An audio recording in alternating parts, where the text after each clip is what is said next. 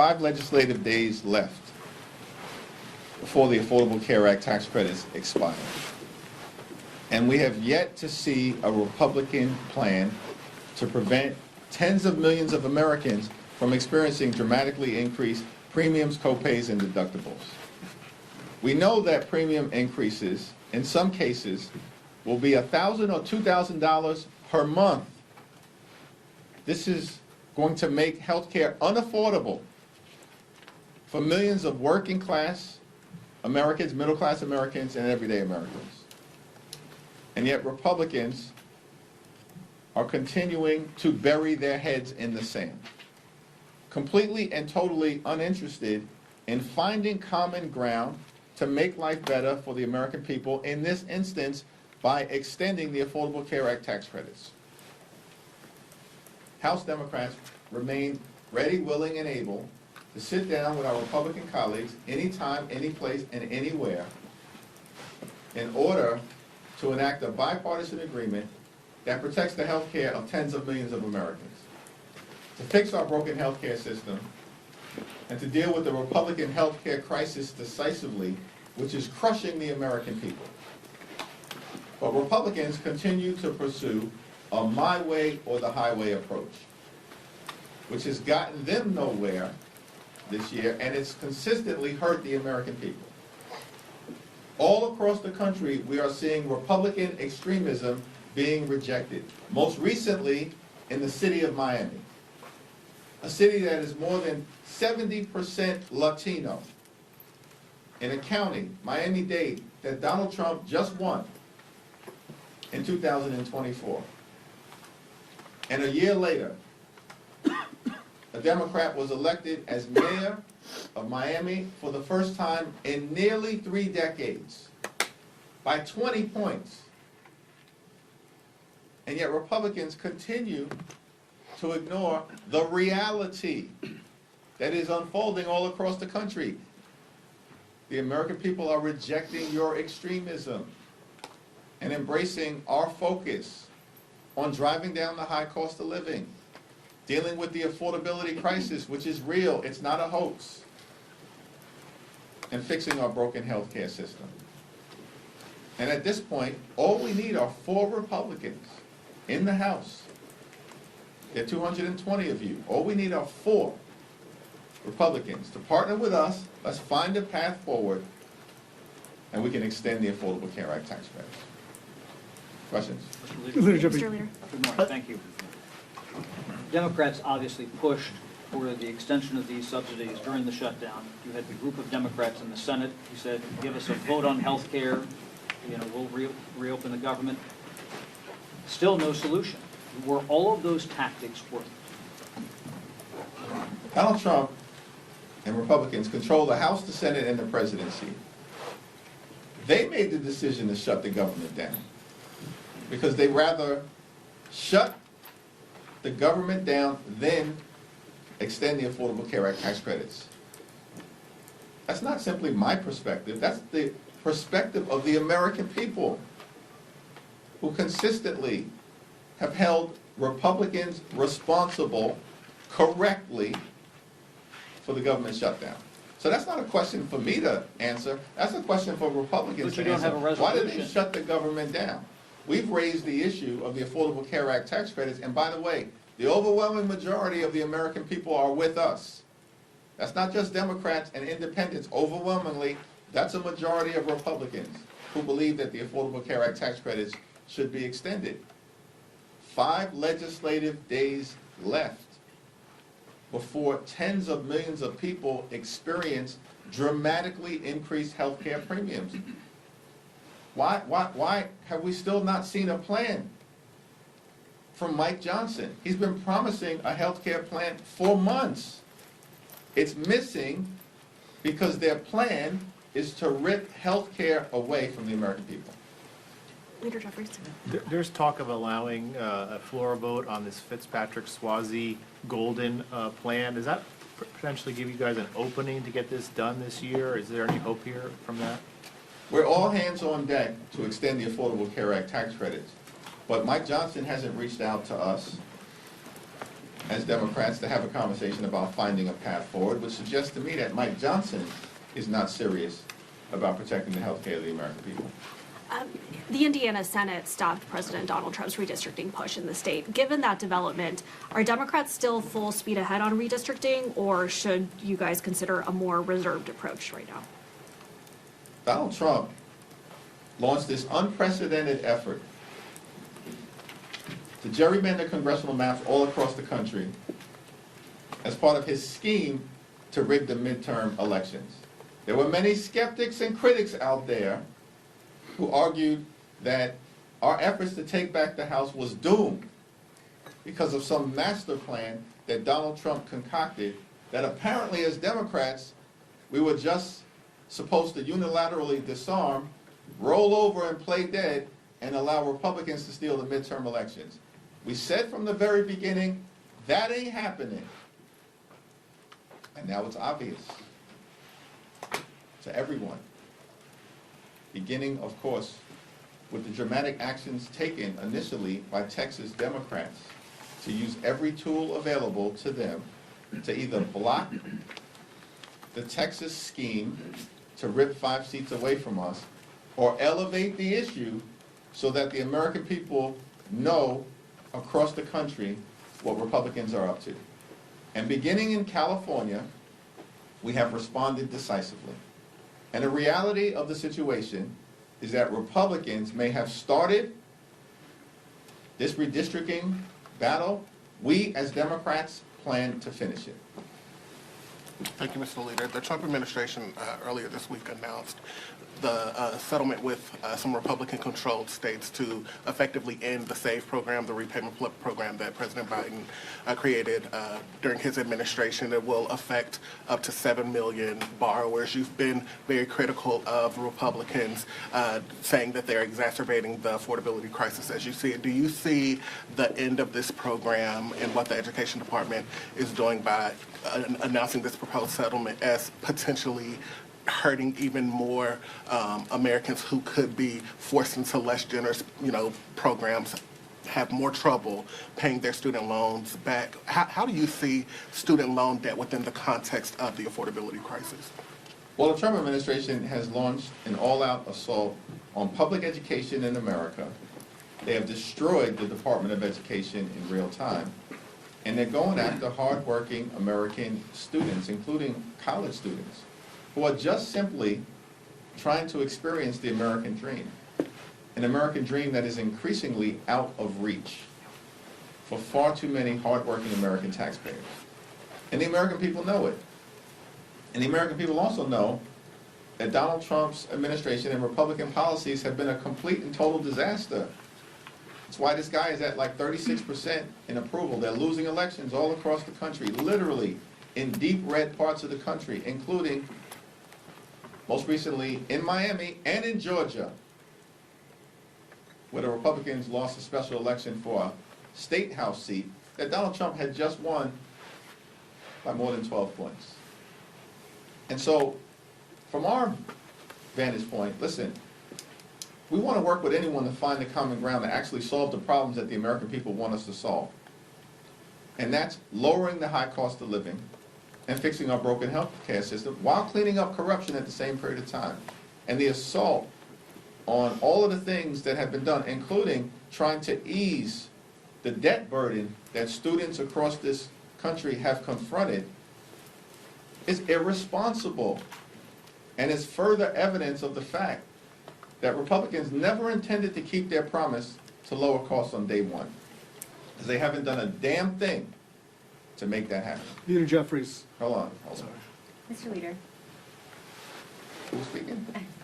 Mr. Leader, can I just ask, yesterday you voted present on this effort on the motion to table the impeachment resolution against President Trump. A number of your Democratic colleagues did as well. Do you think that the president has committed impeachable offenses? We issued a statement on that motion to table, and that statement speaks for itself. Thanks. Leader Jeffries, thank you very much. Eric Christie with The Independent. Just now, the Oversight Committee released more photos and more documents from the Epstein files. We have 7 legislative days until the Department of Justice. Why was it important to release those documents and those photos? And what else should happen if the Trump administration doesn't comply? What can Congress do if Congress doesn't comply with this? Or the DOJ doesn't comply with Well, the this? so-called Department of Justice under the Trump administration needs to comply with the law. And we as Democrats, led by Robert Garcia, the top Democrat on the Oversight Committee, are going to continue to make sure that we're holding this administration accountable. These people who are part of the Trump administration, including Donald Trump and J.D. Vance himself, all said for years that they wanted to release the Epstein files. Then they come into office and do the exact opposite. Obstruct and obfuscate, hide stuff from the American people. All we want is full transparency so that the American people can get the truth, the whole truth, and nothing but the truth. That's what the Epstein survivors deserve and have demanded. And we're going to make sure that the Department of Justice complies. Thanks, Leader Jeffries.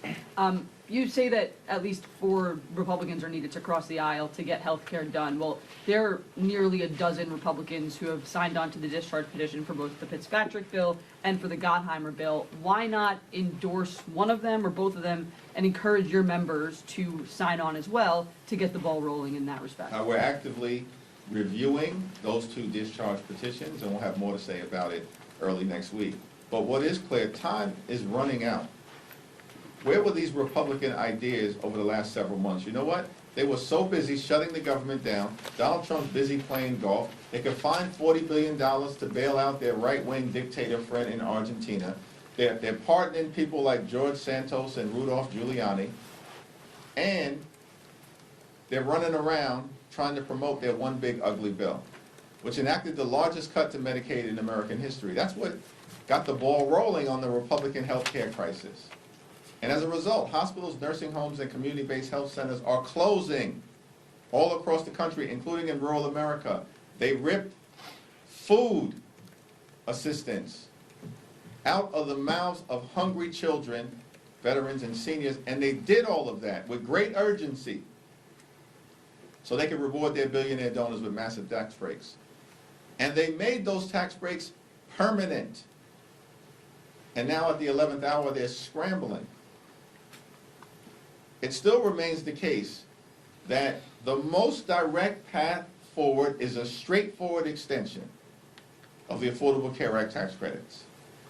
And there's one discharge petition that does that. And it has 214 signatures. And all we need are 4 Republicans to join us. Just to follow up on that, though, I understand that your ideal path is a clean extension, but Republicans have made clear that they will not go for a clean extension. So would you be willing to settle for something that's not a clean extension in the name of saving these subsidies? We're going to evaluate every single good faith proposal, but it has to meaningfully provide certainty to the American people who are at risk of having their health care ripped away from them. These Republicans made those massive tax breaks for their billionaire donors permanent. And we've said from the very beginning, we just want to make sure that everyday Americans, middle-class Americans, working-class Americans, have a similar level of certainty. That's not too much to ask for in the wealthiest country in the history of the world. Thank you, Leader Jeffries. Yesterday, President Trump signed the executive order on artificial intelligence seeking to block the states from regulating the AI.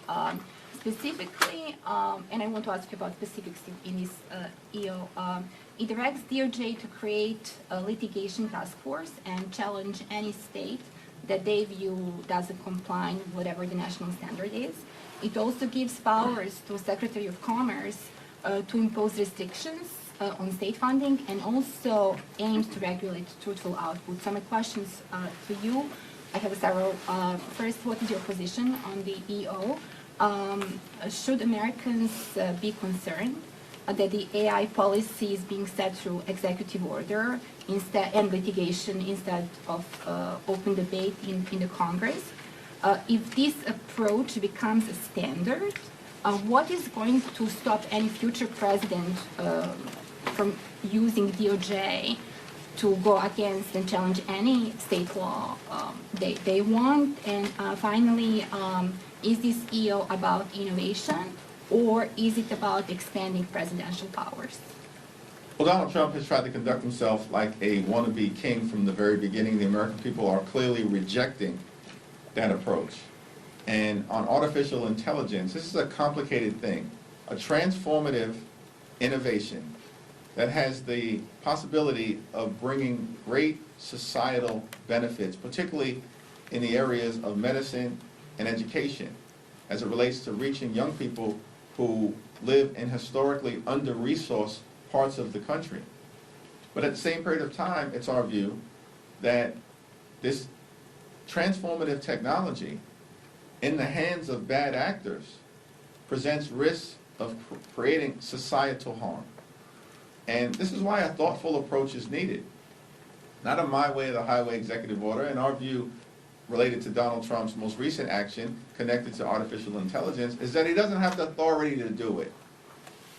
And ultimately, it's going to get struck down in court. Thank you, Mr. Leader. Some members of your party are calling for the abolition of ICE following the administration's very aggressive crackdown on illegal immigration. Is that a viewpoint that you believe has a place in your party right now as Democrats strive to take back power after the midterms? Who exactly has made that? Congresswoman Alexandra Ocasio-Cortez has, Congresswoman Delia Ramirez has, also Patty Garcia, who is running to replace Chuy Garcia, Graham Plattner as well. They have said that this should not exist and it should cease. Yeah, I haven't had a conversation with any of those individuals about their perspective. What we do know is that the American people believe that Donald Trump's deportation efforts have been completely and totally out of control, unacceptable, and un-American. That's the reality of what Donald Trump has unleashed on law-abiding immigrant communities all across America. And the American people are rejecting it, which is why Donald Trump is also underwater in terms of public approval on immigration. Now, we believe, as Democrats broadly, that we need a strong and a secure border consistent with our history and experience as a nation anchored in the rule of law. Donald Trump doesn't believe in the rule of law, and neither do his sycophants who serve in Congress. We fail to understand that we're a separate and co-equal branch of government, not a wholly owned subsidiary of the Trump cartel, because that's how they behave. So we believe in the rule of law, and part of that is a strong border. But at the same period of time, we're a nation of immigrants. And so we're going to continue to defend dreamers, defend farm workers, defend farm country, defend law-abiding immigrant families and communities across the country who are part of the ingredient of American exceptionalism. That's our position. And we do have a broken immigration system. Everybody thoughtful who's taken a look at it understands that. But the way to solve it is not a my way or the highway approach, and it certainly is not the Trump deportation machine. He promised that he was going to target violent felons. No one would have any issues with that. He's not deporting violent felons. He's deporting law-abiding immigrants, veterans who served this country, children who are actually American citizens, grandmothers and grandfathers, gardeners, and communities across the country are rejecting it. Mr. Leader, as sort of a follow-up to that question, today Congressman Abe Hamadeh is inviting families who've had family members killed by undocumented immigrants to the Capitol. Who is that? Abe Hamadeh of Arizona. Okay. And I want to ask about 2026 and how you're encouraging border state Democrats to respond to messaging such as this, because it was a big issue in 2024, and it appears that some Republicans are ready to message on it in 26. We'll let border state Democrats speak for themselves. And As a party leader, as a leader. I've got great confidence in them. I think I just articulated our view on immigration generally, and that, I believe, is a position that's broadly held by Democrats all across the country. Listen, Republicans are desperate to try to find a path out of the electoral disaster that they're experiencing right now. This year has been a complete and total failure for the American people. And Republicans are on the run. The reason why this whole gerrymandering scheme was launched is because Republicans know that if a free and fair election were held, they're done in the House of Representatives. It was always a myth and a fantasy that some big mandate was attached to what happened in November of 2024 that we never bought into. Why? Because we were only 3 seats short. This is the closest majority that any party has had since the Great Depression, and it's all now falling apart. And everybody sees it. And they can't project this fake strength to the American people anymore because they failed the American people on the economy, on health care, and the extremism that has been unleashed on the American people is completely and totally unacceptable. So our view generally, as Democrats, we're going to solve problems for everyday Americans because we believe in this great country of ours, you work hard, you play by the rules, you should be able to live the good life. An affordable life, a comfortable life. Good paying job, good housing, good health care, good education for your children, and a good retirement. Which means to my Republican colleagues, keep your extreme hands off of Social Security and Medicare at all times. And far too many people in this country, wealthiest country in the history of the world, are struggling to live paycheck to paycheck because there is an affordability crisis. It's not a scam, it's not a hoax, it's a crisis. And Democrats are committed to doing something about it. Republicans continue to bury their heads in the sand. Thank you. Thank you.